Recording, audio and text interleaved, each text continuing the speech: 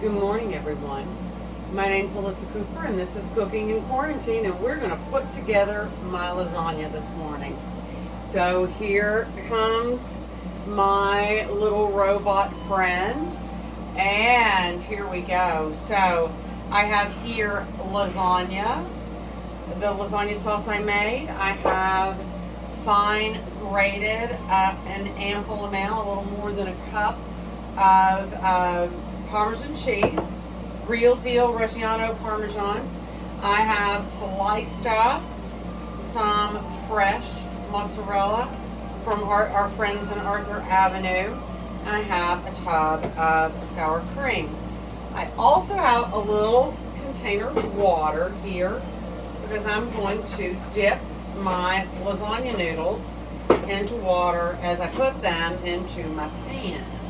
So here we go. So where are we going to start? I'm going to start by saying that one little thing I always do is I put a fair amount of olive oil into the bottom of my lasagna pan, because that then makes that bottom piece of lasagna noodle both not stick, but it also kind of creates like a little hard, almost fried noodle, so that when you go back and eat it the next day, that it doesn't completely fall apart, right? It's not just loose, floppy noodle. It's actually kind of tough noodle. Now I have this perfect little one noodle pot that I use all the time. I absolutely love it. And it's perfect for two. It's absolutely perfect. Says there's going to be enough, more than enough for each of us. And then there's even going to be a little left over for breakfast cold the next morning. So, first thing I'm going to do is I'm going to put a little sour cream down here. And good morning to whomever is out there this morning. Thank you for joining us. We had a lovely Indian feast last night.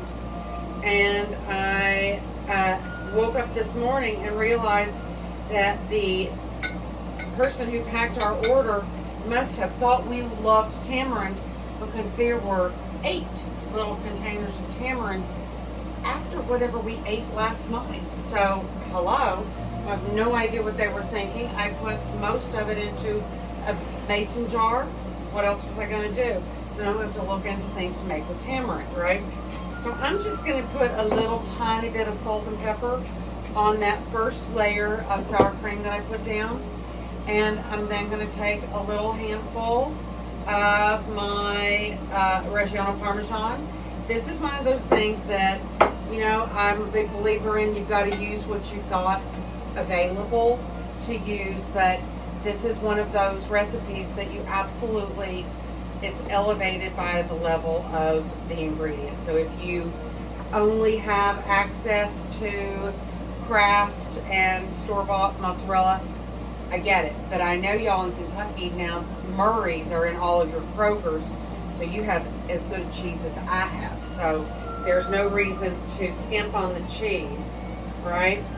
So there we go. So I'm now going to put just some scoops of my meaty, delicious sauce right down here on top of that layer of sour cream and Reggiano Parmesan, a little bit of salt, a little bit of pepper, and now I'm going to take a few.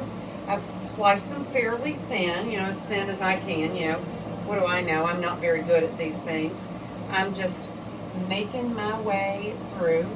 So I did get up and slice it in advance this morning to make it a little easier. And there's that. And I am going to put just a little bit more of the sour cream on top, because that's going to help hold my noodle in place when I go put the next noodle down. And you know, you never can have too much sour cream. Next noodle, dip it in the water, bing bing. Not a big deal, you just want it to get a little wet.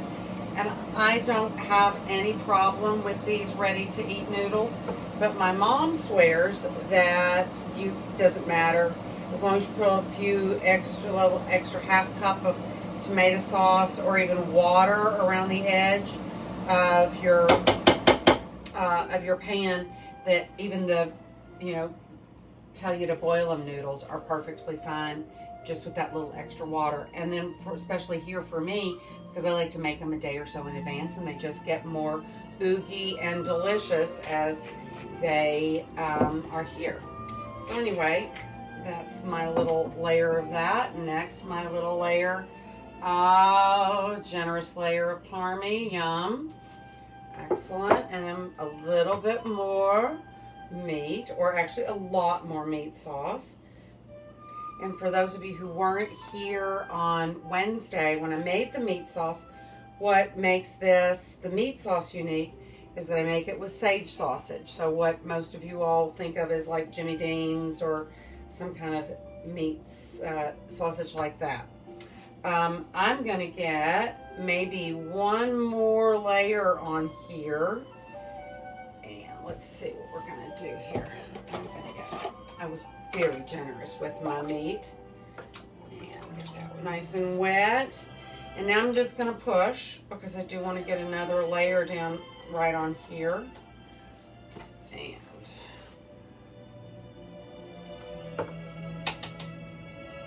here we go. A little more sour cream. Now I'm going to invert this because this is going to be my top layer. Actually, why would I not do both? Let's do both. Let's gild the lily. I'm going to put some parm. I'm going to put some meat.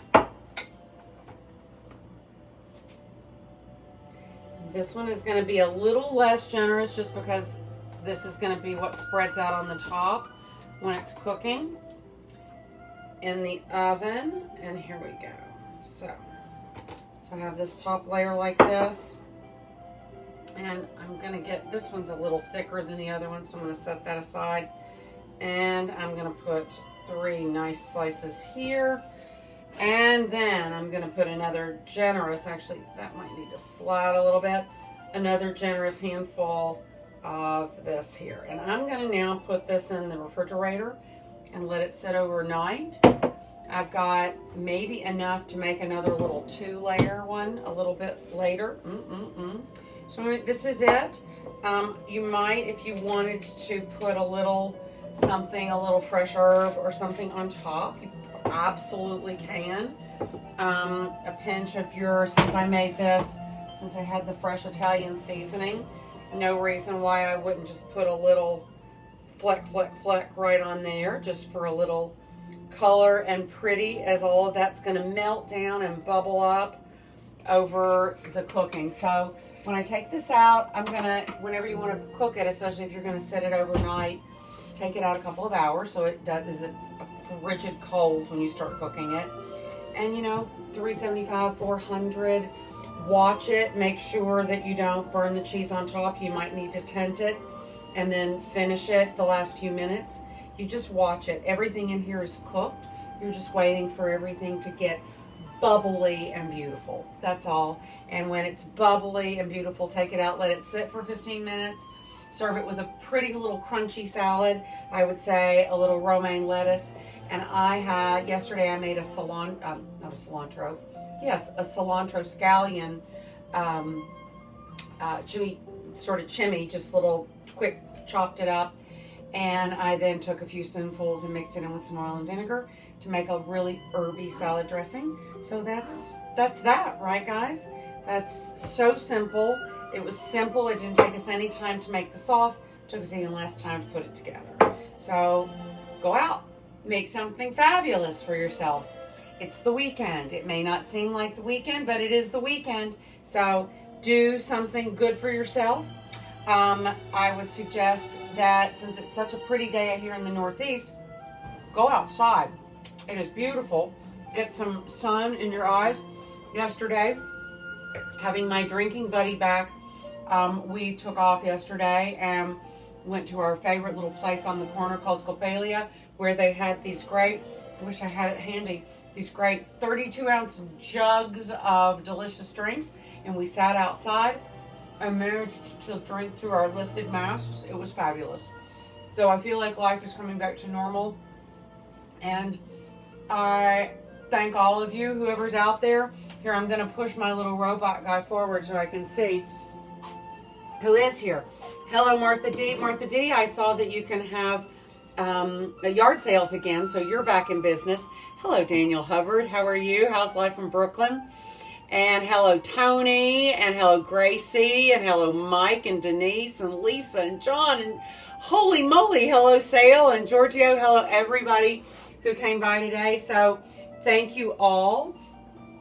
We're going to have a great dinner tomorrow, and Monday, if you'll remember, is my 30th anniversary, so I still have no idea what in the world I'm going to do about that.